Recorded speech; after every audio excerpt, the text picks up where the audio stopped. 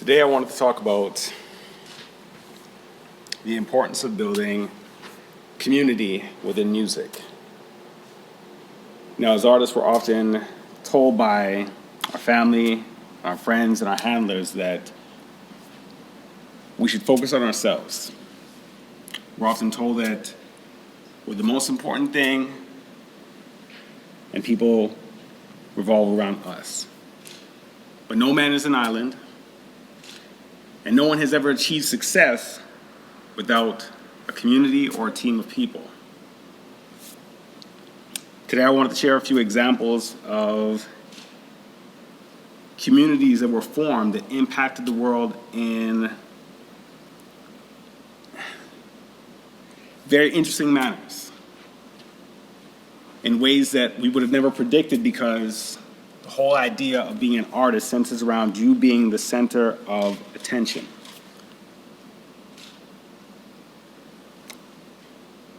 In the late 90s, out of Toronto, Ontario, there was a collective known as The Circle. It featured some of the biggest artists at the time. So I'm talking about Cardinal Official, Choclair, Thrust, and a few other people.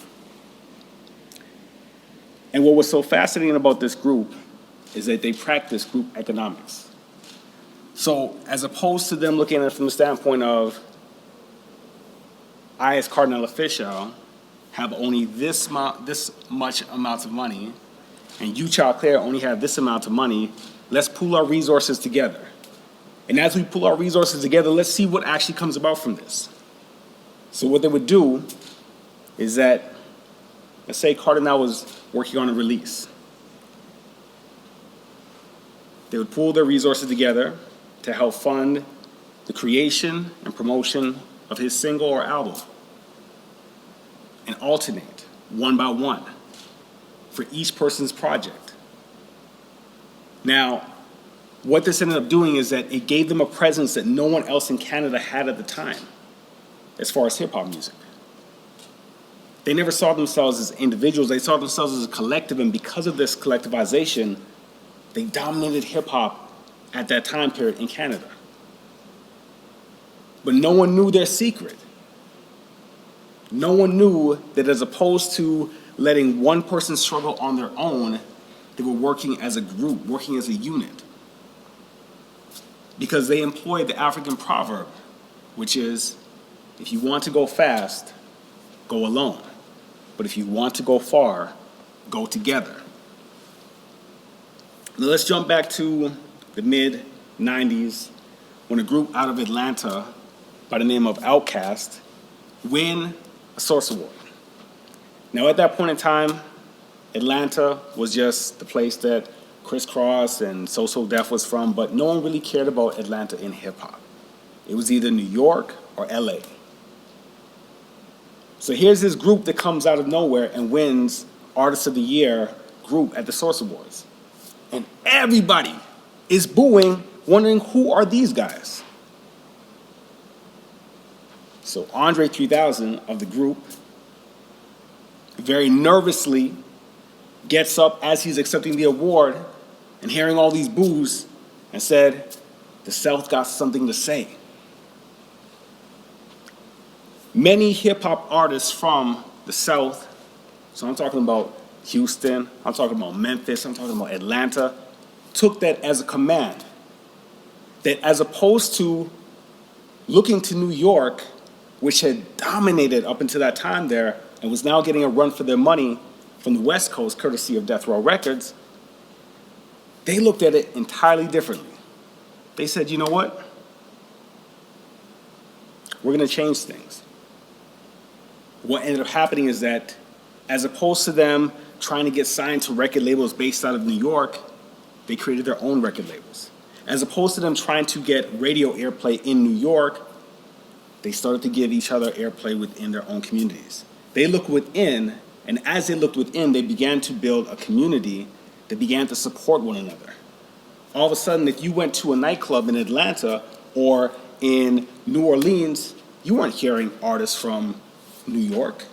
You were hearing artists from the South. DJs were now realizing that They could be tastemakers. They could be influencers within their own community and build something. What they ended up building ended up changing popular music.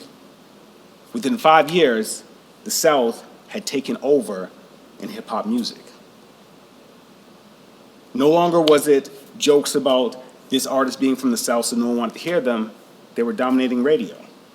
Fast forward a little bit more, all of a sudden you have artists like 50 Cent, you have artists like Dipset, who are now incorporating styles from the South and changing the narrative of where hip-hop was going.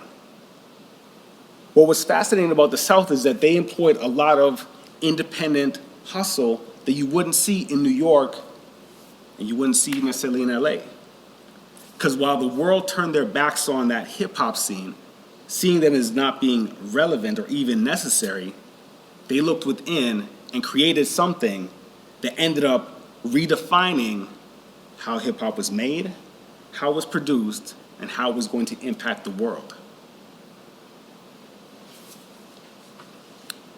Let's fast forward a little bit here. 2008, Toronto, Ontario, yet again. A wonderful city. Has given us Drake, has given us The Weeknd, has given us a bunch of different artists. And in 2008, at Canadian Music Week, no one was looking for Toronto. No one even cared about the Raptors. But Matthew Knowles, for those who don't know, Beyonce's father, was speaking at Canadian Music Week, an international music conference and festival that many artists will go to gain insight and attend panels and showcase and so on and so forth to help their career blossom. So Matthew Knowles is speaking on a panel. He's getting all these questions from people right, left, and center, and all of a sudden, the question gets asked by somebody in the audience. What do we as Canadian artists need to do to get onto the radar or the map of people, or executives, I should say, from the US? Matthew Knowles' response is not what that person expected, but it's what we needed to hear as a country. And as a room of people, because I was there as well too, he responds by saying, "Are there any artists in the room right now? Please stand up." So all the artists are standing up. He then says, "Are there any producers in the room? Please stand up." They stand up. Are there any publicists, managers? And he goes through the whole spectrum of what is needed to facilitate an artist's career. Pretty soon, no one is sitting down. And he says, "You're busy trying to get my attention when the industry that you need is right in front of you." What a lot of artists had failed to realize at that point in time is that they were busy trying to get his attention as opposed to working with the people who were right there beside them, who had the skills. Matthew Knowles is one person, and yet you had a room full of people, possibly, let's say 500 people, who had all the skills that were required for you to build something.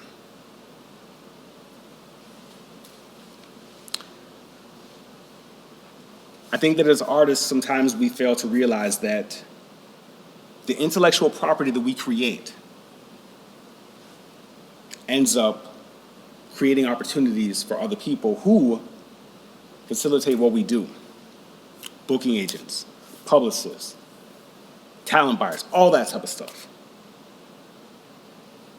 We work in conjunction with each other to create something that reaches the people and makes them feel good. Now, the thing we have to realize is that one hand washes the other. There is no artist without the producer. There is no artist without the publicist, or at least not a successful artist. And success, as Arn said, could be measured in different ways. But the point that I'm getting at is that when we fail to actually work collectively and work with each other as a functioning body, then we don't get to where we need to be.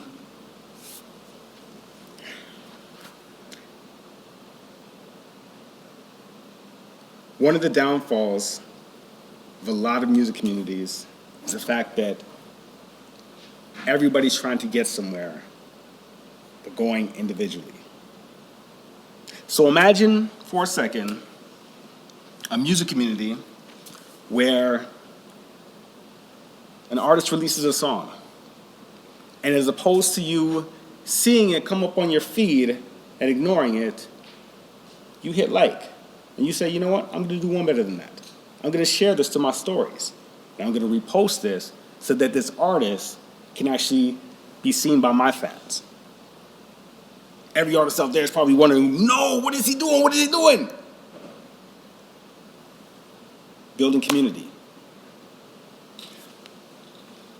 One of the things that we fail to realize as artists, and there's many things that we fail to realize, but this is one thing that we definitely fail to realize, is that if I go to a concert, and granted, COVID-19, I won't be going to any concerts anytime soon, but when I was able to go to concerts, if I go to see Kanye West, I'm not just going for Kanye West. I don't show up to see Kanye West and then say, oh, Rihanna's gonna be there, Jay-Z's gonna be there, I'm going home.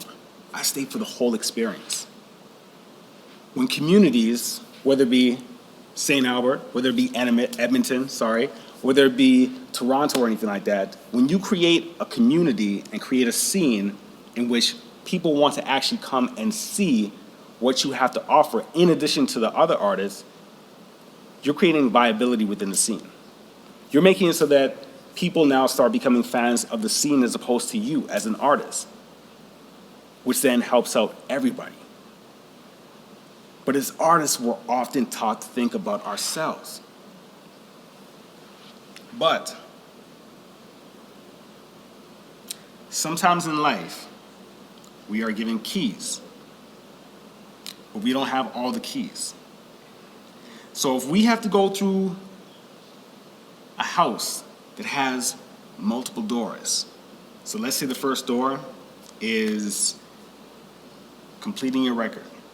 Let's say the next door is marketing your record. Let's say the next door is getting onto a Spotify playlist. Let's say the next door is showcasing. Let's say the next door is touring. If I only have the keys to get through the first door, but the artist that I decided not to let in has keys to the next door, and I've locked them out, but they didn't have keys to the first door, I've now put myself in a situation where I cannot go any further. But if I say to them, let's find a way to navigate through this house and get through all the doors so we can get to the end, not only does it build community, but it helps me get to where I need to be. As artists, we never think like that, because as artists, we're taught to think about ourselves. As artists, we're taught that we are the most important thing. When we see others, we don't say, hey, here's an opportunity that can help you out. When we see others, we don't say, hey, you know what? I don't have a merch person for my show. Do you mind helping me with my merch? So then when you do a show, I could come and help you with your merch? It seems like a no-brainer, but we don't do things like that.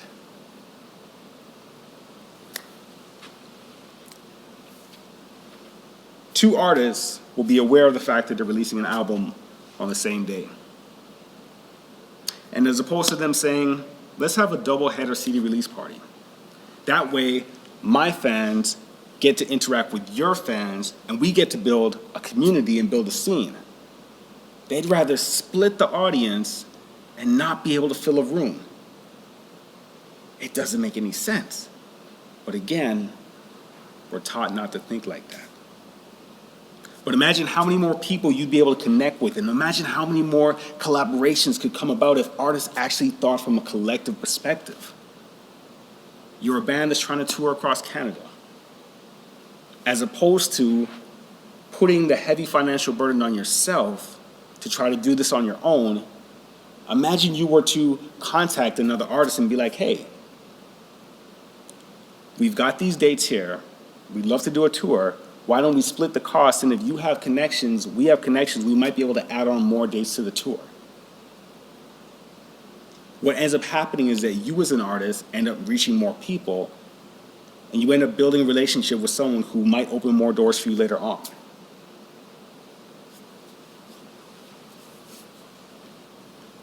if I haven't drilled home the point, I think that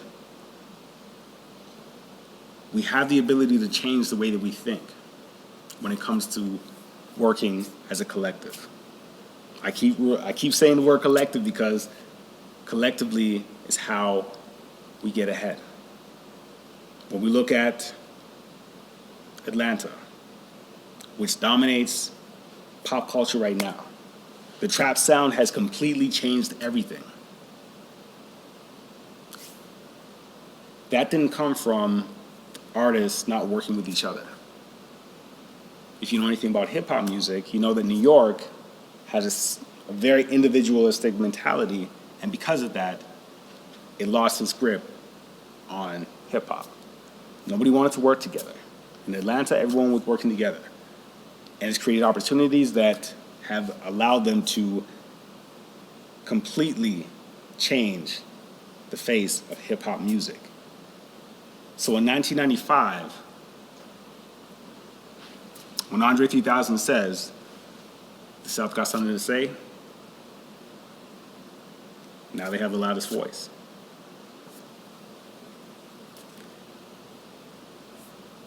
So doubling back and giving a little bit more perspective, yes, artists should be working together. But Atlanta didn't get to where it needed to be because of the fact that it was just artists working together. Atlanta got to where it needed to be, and the South as a whole got to where it needed to be because of the fact there was mechanisms working behind the scenes that saw the importance of connecting artists and working together. So that means that DJs have to be willing to play music from artists. It might be considered local today, but Drake was once local. Outcast was once local. Jay-Z was once local. Beyonce was once local. Influencers have to be willing to say, hey, I'm going to get behind the people from within my city. And artists have to understand the need to actually work collectively, because let's look at Drake. Drake's a kid out of Canada. He did the unexpected. Ends up signing with Young Money. Ends up becoming one of the biggest artists in the world. You look at his inner circle of people who he's always had in his corner. If they would have looked at Drake and said, this guy's not going to make it, they wouldn't be where they are right now. But 40 and Boy Wonder were the creative minds that allowed him to have the sound that he needed to get to where he needed to be.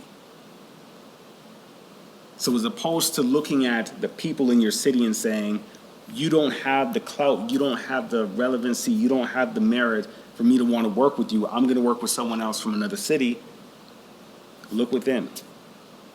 And as you begin to look within, you'll begin to realize that there's a lot more power in your backyard and talent than you might expect. Whether it be a mixture of time, patience, hard work, and talent, cities like St. Albert and Edmonton can make a difference. So as I conclude here, I say this. If you want to go fast, go alone. But if you want to go far, go together. Thank you.